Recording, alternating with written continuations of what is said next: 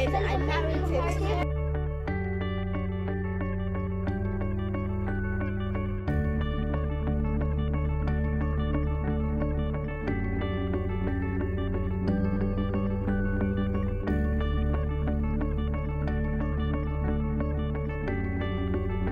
I've taught for 2 terms of my NQT year and now I'm in my final year.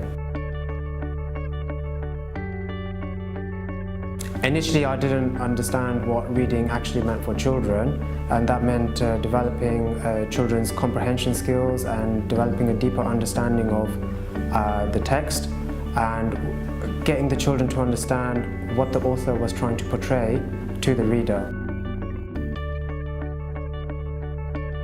I gave children lots of opportunities to read the text through shared reading and highlighting keywords and new vocabulary that they haven't come across, and giving them opportunities to develop a deeper understanding through talk partners. Also, I explained the skill that the children were going to be using for that particular lesson, and then modeled to them through a shared write how to utilize that skill in developing a deeper understanding of the text. Develop really good relationships with the children, because without those relationships you're not going to have good to outstanding lessons, and make sure you use lots of positive praise in your lessons. Reading. We were looking at a specific skill for reading. Just quickly tell the person next to you, what is our reading skill that we're looking at? We have to use comparative connectives in our writing to make the sentences more evident. Noun, phrase and narratives in our sentence. Right, Niha, can you tell me, what was that special skill that we were looking at from our last lesson for reading? We're looking at comparing. You just picked out a key word, Zayan. To compare different narratives. Mahin, can you give me an example of one of those words? Likewise. Likewise. Give me another one, Hadra. In the same way. In the same way. How about Tawheed? Give me one more. As with. As with. Now, I've got a bit of a problem. I can't actually remember which one of those connectors we use to describe 2 things which are the same and 2 things which are different. So your challenge now, you've got these slips here of those different connectors that we use to make those comparisons. What I want you to do is to sort them out into the words that describe 2 things which are the same and 2 things which are different. As a challenge, once you have organized those words, your challenge is to pick one of those connectors and put it into a sentence. Okay? You've got 5 minutes to do that.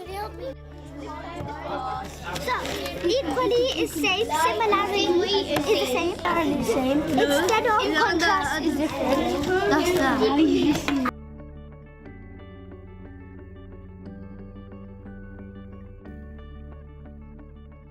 If you're going to pick one of these, what are you going to compare? 2 things which are The same and different. same or different. Right, now your challenge, which conjunction are you going to choose? As the same way. As with. Okay, right, let's put that into a sentence now.